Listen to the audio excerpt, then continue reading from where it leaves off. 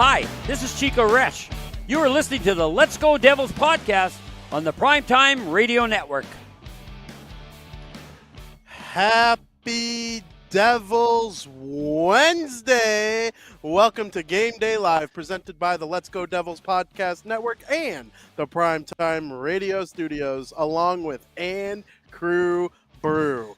My name is Vinnie, Parise, and I am happy to get you set for New Jersey Devils hockey, along with my good friend Shorts Guy, as they take on the Boston Bruins. Welcome to all fans watching on Facebook Live, YouTube Live, X Live, and Twitch.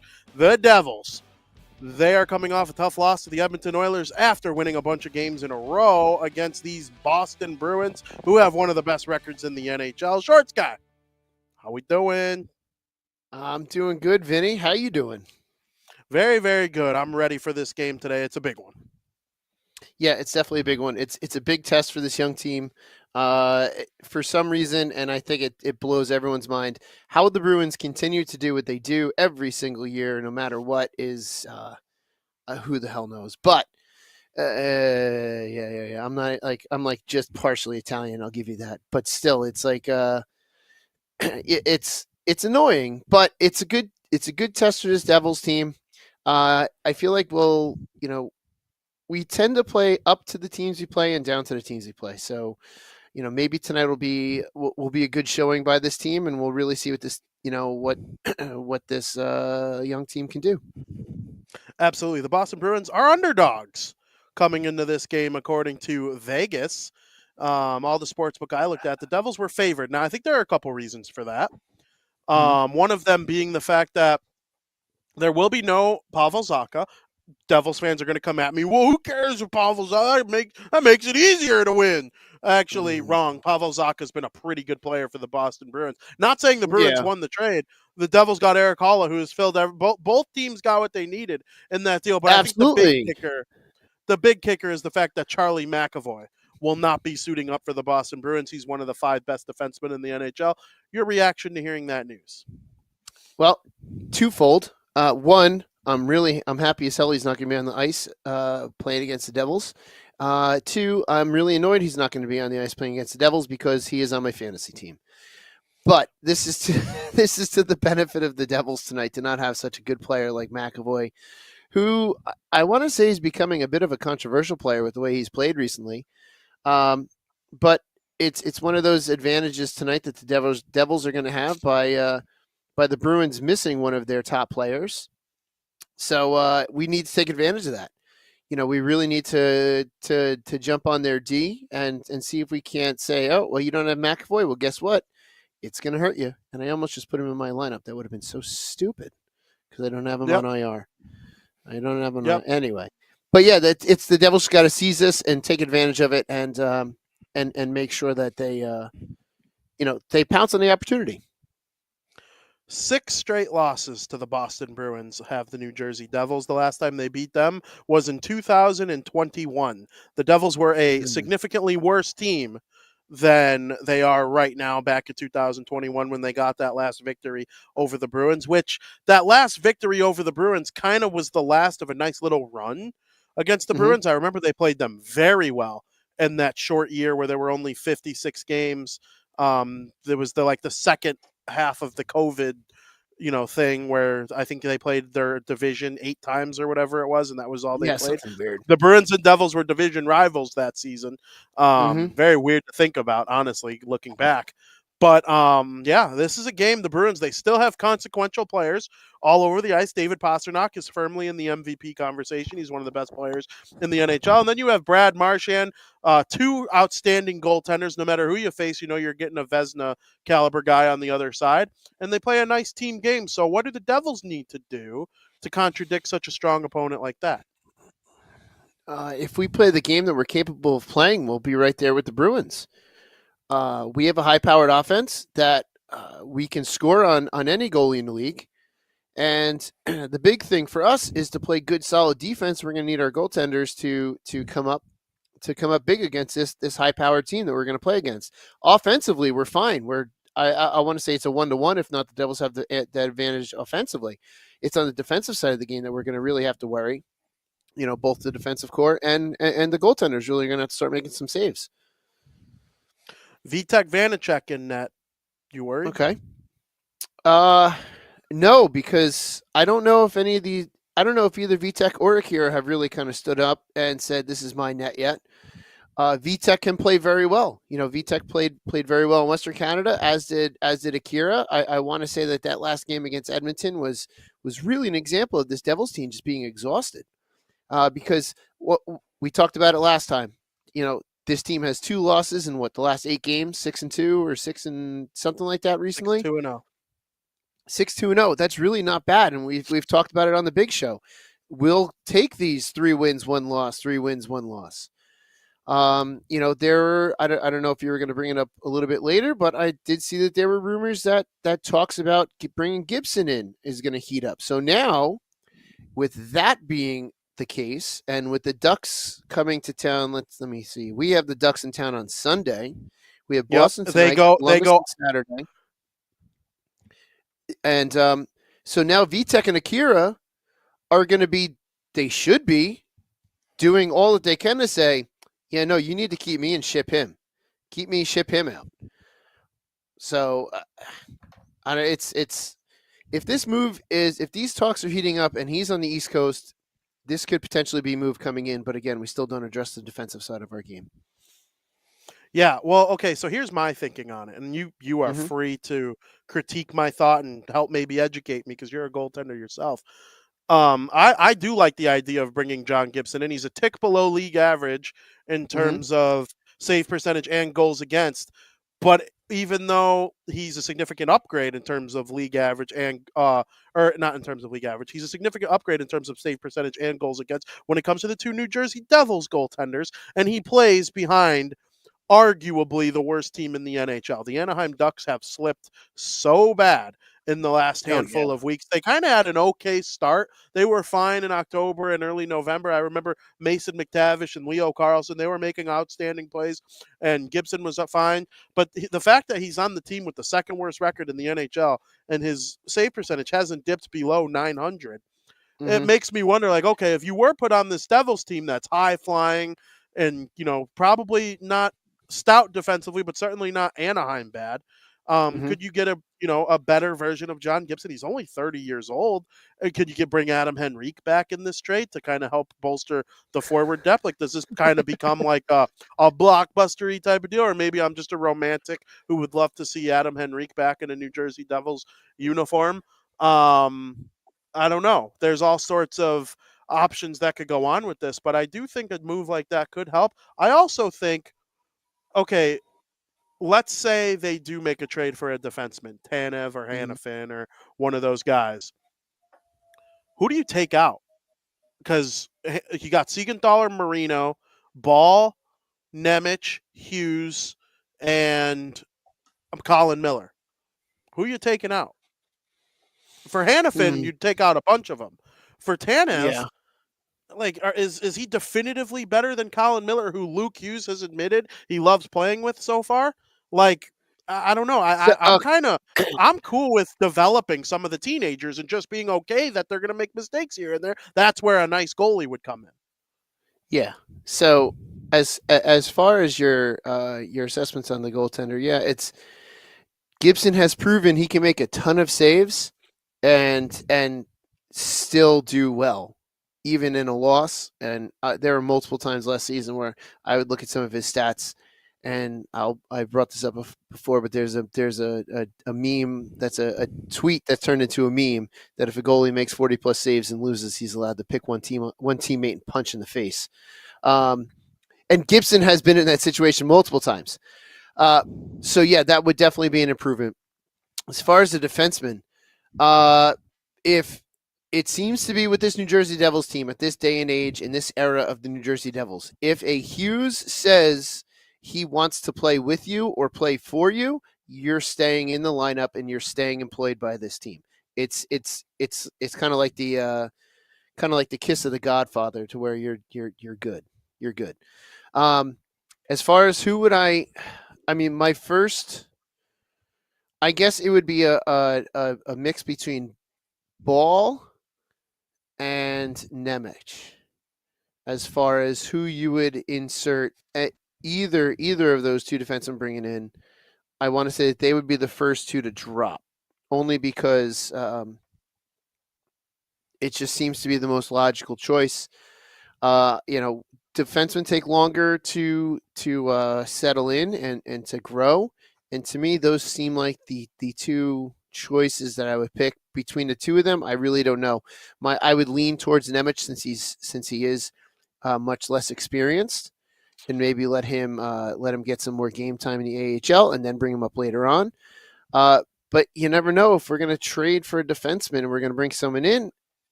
Is it possible that Kevin Ball is a piece of a deal?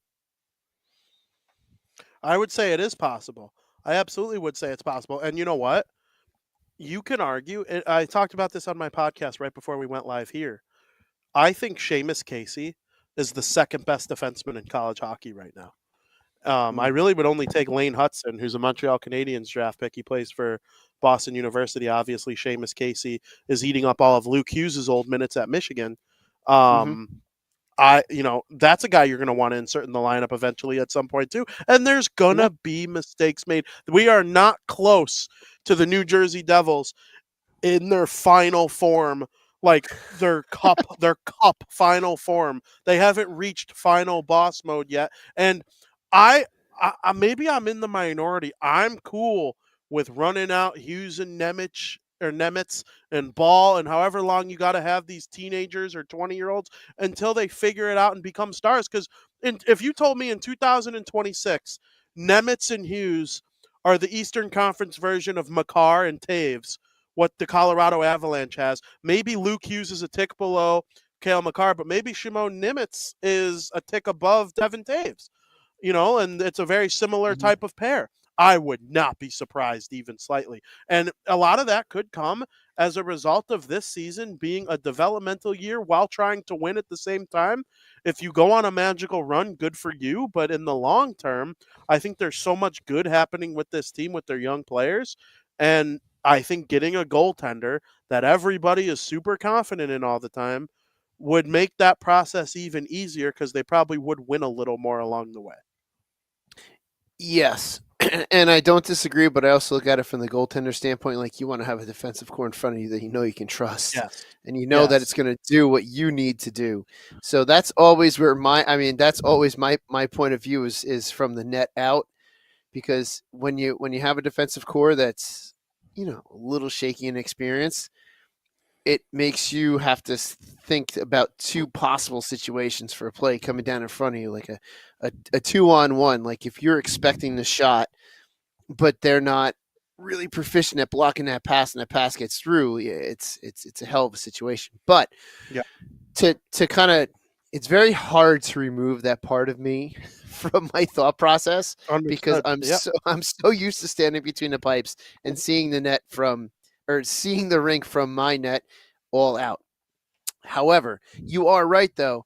When you have this defensive core, they're getting game experience at the NHL level, and that's irreplaceable. You cannot. It's not a bad thing to get that NHL experience, and it's only going to make them better.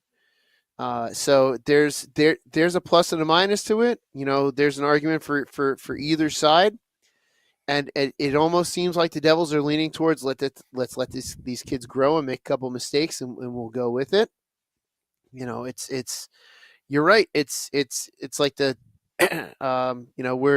we're forming into this team that's eventually just going to destroy everything, like the four different forms of Godzilla and Shin Godzilla. It just keeps morphing and growing, and and just getting more and more badass as it goes along. And we got a live looking at American whiskey right across the street from the Prudential Center, brought to you by Ann Crew Brew.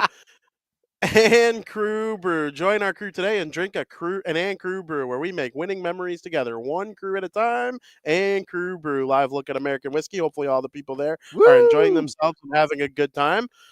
We see plenty of people hanging out there. I see a Boston Bruins jersey hanging out. I'm sure the Bruins are going to have There's a always a fair few. amount of people. There's always a You know, few. the There were Bruins last travel year well. too. They do. Yeah. They do. Any team from New England does. Yes, very true. And you know what? That's a great team, great fan base. I'm Hmm. excited to see this game today because it is kind of like contrasting styles a little bit. The Bruins do have some speed, but they play a very structured defensive skill. Like, and this is not me poo-pooing Allmark or Swayman in any way, shape, or form. I think they're Hmm. outstanding goaltenders. I really do. If you look up most top 10 lists across all the different platforms of hockey covering media, whether it be Bleacher Report or FanDuel or whatever the outlet is, The Athletic, Barstool, all of them, their top 10 rankings will include both Swayman and Allmark. I Hmm. do think they both benefit heavily from this Boston Bruins team and the way they play so sound and so structured. And the Devils are a little more off the rush, a little more let's use our speed to be creative and a Run little and bit gun. more riverboat gambler, if you will. And of course, they would like to have a goalie who's more efficient, like one of the guys in Boston. But I can't wait to see these two styles contrast for the first time this season. How are the Bruins going to play against a team when the Devils got Jack Hughes going and firing on all cylinders? He hasn't had a point in 3 games. I'm assuming he's coming into this game. I'm Jack Hughes. I got 33 points in 20 games played. I can't be going 3 games without a point. They won 2 of the 3, though, so it doesn't really matter in the end. And it's Hmm. not for a lack of chances. He almost scored and he created a couple high-level chances for his teammates in that Edmonton game. It wasn't going for them. Calvin Pickard had a good game, but I'm expecting a lot from Hughes in this game against the Bruins. Yeah, absolutely. And the Swayman Olmark, argument. You can make the same argument that Martin Brodeur was what benefited from the Devils style that played in front of him back in the Mm-hmm. '90s, and because of that, the Devils had success and won Stanley Cups. Same thing with Swayman and Olmark. They're benefiting from the team that's playing in front of them, which is a really damn good team, and it makes it a lot easier to play goal. To play goal when you've got a really good team in front of them. So, I'm expecting a good time with this game tonight. I'm really excited, Vinny, because this is one of those nights. I did all my work I needed to do before this podcast. I can now pop some dinner in the oven, and I can watch this game from start to finish. Unfortunately, I don't have any Ann Crew brew at my house, but I do have 2 great beers on tap, and I'm just gonna sit down, have some dinner, have a beer or 2, and enjoy a Devils game tonight because I can do that, and it's a Wednesday night. Why the hell not? That sounds delightful. Now, my night's going to be a little bit different. Today's my dad's birthday, so I'm over Oh, celebrating happy birthday that to with your dad. him. So, happy birthday to Mr. Parise. Um, my brother is also a diehard Boston Bruins fan. Oh, that's Like, awesome. he's as big of It's a gonna be a Bruins good fan as time. I am a Devils fan. Like, like this man, I'm looking around the basement and I see it's literally half Devils, half Bruins. And so I follow the Bruins a lot because of that. But when they play the Devils, ooh, do I hate them? And I love them when they're away. When they're out of my hair, I root for them. I'm all in on them when the playoffs roll around. I would firmly call them my second favorite team. A lot of New Hmm. Jersey people probably don't like hearing me say that because Boston versus New York / New Jersey isn't friendly. But in my world, It's only if you're a Yankees fan. It's really only that's if you're a true. Yankees fan. That's And if you've true. made the poor life decision to be a Jets fan, you hate the Patriots. But that's your Yes. fault for making such a poor life decision to be a Jets fan. Tom Brady has 2 blemishes on his career. They both came at the hand of the New York Football Giants. Yes, they So did. they don't hate them probably nearly as much as the Jets fan, I would assume. But yeah, the Bruins Devils games are always special in my family. We call it the Parise Bowl, which is I'm very much looking forward to it. So kind of got a double whammy for this little party here tonight. But I'm There we looking forward go. to it myself. I can't wait. And you know what else I can't wait for? I can't wait for people right now to get into the chat on YouTube and start throwing in your predictions for tonight's game. I got Let's Sam hear it. Woo's prediction locked and loaded. We'll get to Sam Woo's prediction in a minute. Stay tuned. I know he always has the most intriguing prediction. Shorts guy, we'll let you lead off here, though. All right, let's let Shorts guy lead off with his patented, absolutely gonna be wrong prediction of the night. Devils Bruins. It's going to be. I'm going to say 3-2 Devils. 3-2 Devils. Nice. Close, tight I game. would love. Good defensive. Hopefully, a good defensive game. It could all. I'm probably going to be way wrong, but yeah, 3-2 Devils. What the hell? I'll go with it. I would love it if the Devils, if they could score 10, I don't care. But if they only gave Mhm. up 2 goals to the Bruins, that would just be literally chef's kiss in every Yeah, right. way. I would love to see that. So I'm going to start reading off some in the chat. But first, I'm going to give mine before I read off some of the chat, because sometimes I like almost forget to give mine whenever it is Mhm. I do go to the chat first, and I want to make sure that I get mine in there if I can even figure out a way to get the Devils chat. Or okay, I got it up. We're ready to rock. Keep uploading those right now. Keep uploading those predictions into the chat. You can do it. Make sure you're doing it on YouTube though, because that's the ones I read. My prediction: I think the Devils are going to win this game by a final score of 6-5. I think there's going to Oof. be a There you lot go. of goals. It's going to be a madness type of game. We're going to be nice and pissed off at VTech by the end of the game, but it's not going to be all his fault. It's going to be a run and gun kind of game, and that's kind Mhm. of, that's going to be what I'm hoping for. As like, did I say 6-5? You said 6-5. Yeah, I meant six. I wanted to say 6-5. I want the Devils to score a lot. I want to see Jack Hughes out there making tons of plays. I believe he can do so against this Bruins team, and I want to see Nico Hischier making an impact as he has since they came back. They've only lost twice since he came back, or 3 times. So Yeah, I love he's having the him heart back. of this team. He is the Yep, heart of this team. absolutely. I don't think I even anybody had a has. Ranger. I had a Ranger fan tell me that last night. I had a Ranger fan tell me that. My good boy Mike, who's my teammate, he's a Ranger fan. I know it's a poor life decision, but that's we have we have our battles. But he's a big fan of the podcast, and he even admitted he's like, yeah, Nico Hischier's like the heart of your team. So shout out to Mike for being a listener, even though he hates our team. But also a really good friend too. So, but yeah, same thing. Nico Hischier's the heart of this team. So when it's coming from a Ranger fan, it's pretty legitimate and pretty obvious to the rest of the league. It's not just us.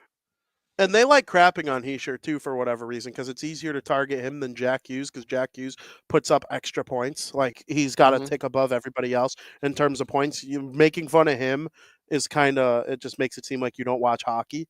But like Yeah. with Nico Hischier, it's like you could see when you see it even more when they're not there than when they are there, and I think that speaks volumes. Um, Hischier is equally as important to this team as Jack Hughes. I firmly believe Oh, that. absolutely, So they absolutely. play different games and whatnot, but I don't know. I'm And a very excited quiet for this captain, game. a quiet Yes, captain, a yes, quiet, and I think poised that's important. captain. Yes, he's not some bombastic captain um like Kachuk down One in of the Kachuk Florida. brothers. Yeah, Yeah, yeah.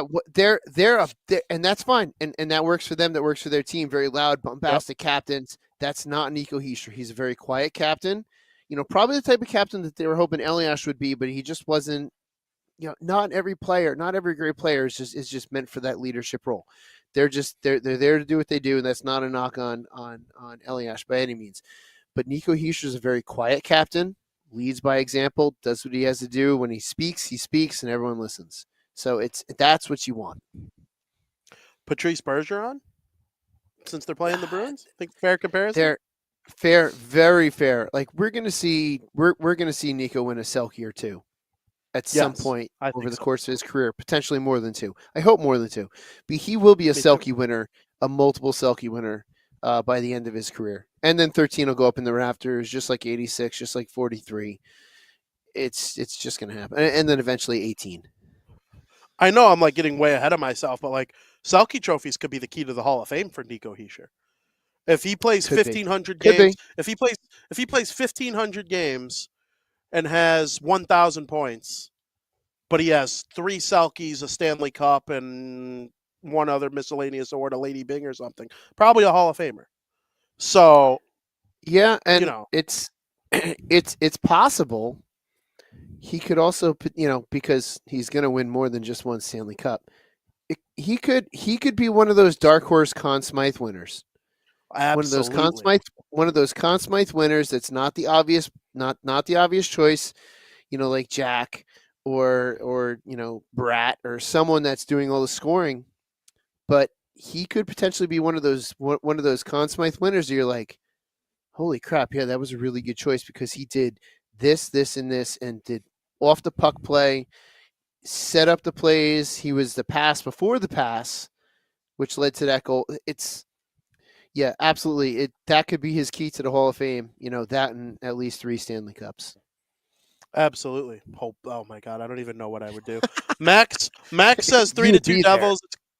Yes. Max is with me. Max is with me. 3-2. 3-2 Devils. He says it's either going to be a 1-goal game or we will get blown out.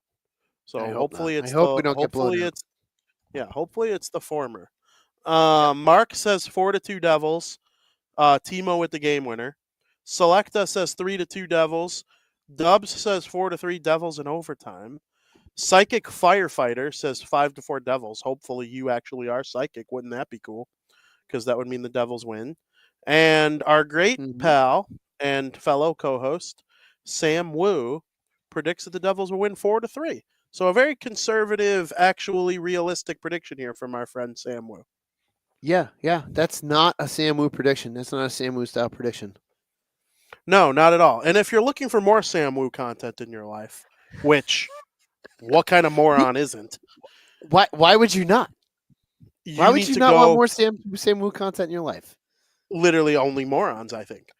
I think so. You need to go to Cameo, and you need to go find @Primetime Sam Wu and have Sam Wu make you a cameo. He'll wish your dog happy birthday. He'll tell your grandma Merry Christmas. He'll tell your worst enemy to go bleep themselves. It is perfect. It's exactly what you want. He'll give you some Danny DeVito Italian. Hey, where's the friggin' gabagoo? Where the cutlets? Where the cutlets at? Yeah, he'll ask your grandma to make some cutlets, DeVito family style, if you need. Sam Wu will even tell your wife in a cameo that you're eating salad because Sam Wu also eats salad. Yes. And Sam Wu will he'll record an apology video for your wife because I'm sure when your wife is nice and pissed off at you, the thing she wants the most to help get you back out of her doghouse is a video from Sam Wu telling her that you love her. So you need to go on to Cameo right now and do @Primetime Sam Wu and make yourself a video. I'm going to have Sam Wu make me a video. I want a video. I'm going to have him make one for my grandmother for me to show on Christmas. Nice. That's what I need. I just don't know if it's going to be – I don't know if it's going to be nice or mean, though. That's the only thing. Don't worry, Vinny. I'll comp you. On there we go. Hey! Free Sam Wu cameo content. Vinny gets the comp. Vinny, Vinny, that's because your cameo fell off the back of a truck. It fell off the back of the truck. Hey, it fell off the back of the truck. And now I'm the second most popular Italian in New Jersey, too, which kind of pisses me off. But, whatever. I liked being the most popular Italian. I'm just kidding. I'm not even close. But, you know what, though? I doubt if Danny DeVito walked into the Prudential Center right now, someone would compliment them on his Devils content. So, that happened to me. Okay. That's true. And it wouldn't happen to Danny. No, I'm totally joking. What a great show. Love talking about the Devils versus Bruins. It's going to be a great game. I'm very much looking forward to it. And if you're looking for I'm not going to say that word. If you're looking for words about the game, I don't like using a certain word to describe created media because Sam doesn't like, not the C word you're thinking of. It's not a bad word, but it's a word we don't like to use. It's on the same level for Sam. It's on the same level of It is. But we're not going to say it. If you're looking for a post-game production from the Let's Go Devils podcast, you need to tune in after the game and watch Devils After Dark with Scotty of Sirius XM as he will break down the game that was between the New Jersey Devils and the Boston Bruins. Shorts guy, before we get out of here, is there anything else you want to say to the folks? Nope. Just let's enjoy this game tonight. This is a real good test for our Devils. Let's just enjoy it and watch and know that our day is coming.